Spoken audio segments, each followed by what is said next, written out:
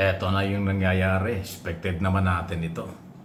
Na sisipa at maghuhukayan ng mga record. Pinagtutulungan na po ngayon ng mga makaduterte, ng mga DDS vlogger, DDS camp, okay? Ang mag-asawang Senador Kiko Pangilinan at Miss Sharon Cuneta. Si Sharon Cuneta ay nasa showbiz business, pero anak ng politician yan. Asawa rin ng politician. Kaya yung showbiz politics, hindi yan bago kay Sharon Cuneta. Anak yan ni dating Mayor Pablo Cuneta ng Pasay na halos 20 taong mayor ng Pasay City. Asawa ni Senador Kiko Pangilinan na tumakbong Vice President ng 2022 at natalo, ngayon ay bagong-bagong senador muli.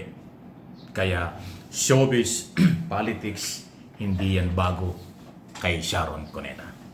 Ganon pa man, binubugbog siya ngayon, sinisilip ang kanyang mga dating mga statement laban sa Marcos umano nung siya'y magsalita nung isang gabi sa harap ni Pangulong Marcos at ni First Lady Liza Araneta Marcos na nagkamali si Pangulong Marcos ng Vice Presidente. Tumaas ang kilay at umaray ang mga Duterte camp sa isyong yan. Kasi ang ibig sabihin yan, kung hindi nagkamali daw ang Pangulo at hindi si Sara Duterte ang naging Vice President, alam problema ang Pangulo. Kung si Kiko Pangilinan ang tinulungan ng Pangulong Marcos kahit yun ay kandidato ng oposisyon liberal ng panahon yon, baka yan ang ibig sabihin ni Miss Sharon Cuneta. Hindi ka nagkamali kung yung asawa niya ang tinulungan mo, pero nagkamali ka dahil si Sara ang tinulungan mo. Na dahil naman ang pinanghuhugutan dito ay dahil nga sa performance, ginagawa, sinasabi na paninira ni Sara Duterte kay Pangulong Marcos. Personal na mga issue. Gustong patayin si Pangulong Marcos, si First Lady, at saka si dating Speaker Romualdez. Inaakusahan ng korupsyon, walang alam, mahina, lahat personal at pagbabanta. Kaya hindi mo masisisi yung isang Sharon Cuneta, anak ng politician, asawa ng politician, kahit nasa show business, alam niya ang maduming politika. Wala namang hindi nakakaalam yan. Dito sa galaw ng mga Duterte at followers nila against President Marcos. At ngayon, binubugbog na, hinuhukay na po yung mga dating statement ni Sharon Cuneta at ni Kiko Pangilinan laban sa mga Marcos. Kung ano man yun, bahala na kayo. Meron daw mga statement against Marcos ang mag-asawang ito before. Okay? Si Sharon Cuneta kasi, hindi lang ho nagsabing nagkamali si PBBM ng kinuhang Vice President. Kung hindi nag-declare pa, at yun naman ay kanyang karapatan, sa kanyang paniniwalang okay si Pangulong Marcos, okay ang kanyang administrasyon, nag-declare pa si Sharon Cuneta na kanyang sinusuportahan at susuportahan ang Marcos administration kahit mali ang kanyang naging Vice President. So dalawang matitinding issue yan na ikinagagalit ng mga, alam na, anti-Marcos. Hindi lang yung pagsuporta ni Sharon Cuneta at ni Senator Pangilinan sa mga Marcos administration, kung hindi nga yung mali ang Vice President, ang tinamaan doon si Sara Duterte. Ay wala tayong magagawa. Opinion yun ni Sharon Cuneta. Lahat tayo entitled sa opinion. Kung may pinanghuhugutan, kanyang opinion yun. Wala ho yung paglabag sa batas. Karapatan niya yung kanyang opinion, observation. Ngayon, kung napikon, nagalit, tinamaan ang mga Duterte at followers nila, ay kayo na may problema niyan. Bahala kayo. Pero yung silipin nyo ang mga negatibo laban dito sa artista at politiko, wa-effect sa kanila yan. Sanay na sila dyan.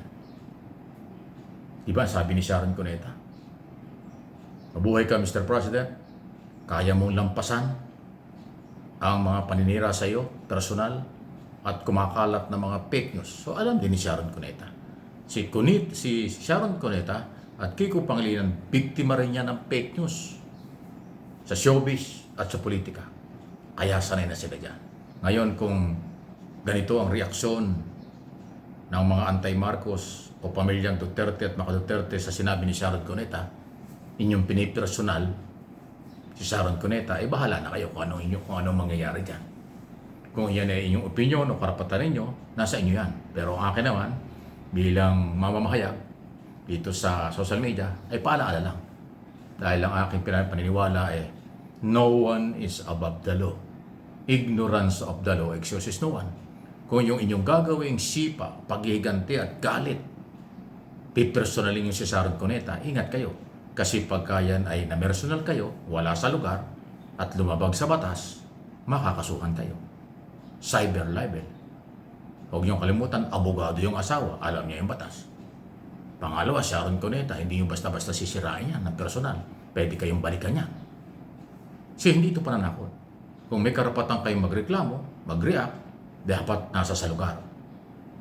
Si Sharon Cuneta, yun naman niyang sinabing nagkamali ang Pangulo ng Vice President, at saka yung sinasabi niyang malalampasan ni Pangulong Marcos ang lahat ng pagsubok, panlalait, wala namang batas na nilalabag yun. Yun ay kanyang observation at pananaw. Hindi niyo dapat reklamo yun, hindi niyo pwedeng kasuhan. Pero kung dahil dala kayo ng galit, dala ng kakulangan ng kaalaman, pipersonalin niyo ang mag-asawang Pangilinan at Sharon Cuneta, magkakadimandahan kayo. Hindi naman sila papayag ng lait-laitin yung mga yan. May pangalan sila, may reputasyong pinapangalagaan. Kaya paalaala lang ito. Kung kayo'y may galit kay Sharon Cuneta, daanin nyo sa tamang pananalita at proseso. Ngayon, kung hindi kayo mapagsabihan, mapangaralan katulad nito, di gawin nyo gusto nyo. Tingnan natin. On record, marami nang na-file na kaso yung mag-asawang Pangilinan at Sharon Cuneta sa mga lumalabas na mga fake news laban sa kanilang pamilya. Dito sa issue ng cyber libel, marami silang kinasuhan nila. Ibig sabihin, pinapatulan nila ang mga naninira sa kanila. Kasi meron silang pangalang pinapangalagaan. Senador ng Republika, show business, haligi ng show business, Sharon Cuneta. At hindi na nyo masisisi, ang Cuneta family. Kung meron 10, kasama sa 10 original ng Marcos loyalist yan. Si dating Mayor Pablo Cuneta, pasintabi na po nababanggit natin, yan ang isa sa mga Marcos loyalist during Marcos administration, Marcos Senior administration. Kaya nga tumagal yan ng 20 taong mayor ng Pasay City. Si Sharon Cuneta anak nun. Kaya hindi nyo masisilip. Akala nyo nagbalimbing lang si Sharon? Akala nyo ay nagbago lang si Sharon? No, kulang kayo sa kalaman. Ang tatay niyan, Marcos loyalist. Ang tatay niyan, Marcos supporters at Imelda supporters. Yung tatay, si Ambo kung tawagin ng araw. Ayan, alam mo na. Kaya hindi nyo pwedeng sabihin, balimbing si Sharon, naninira si Sharon dati, ngayon hindi na. Abay, nagkamali kayo.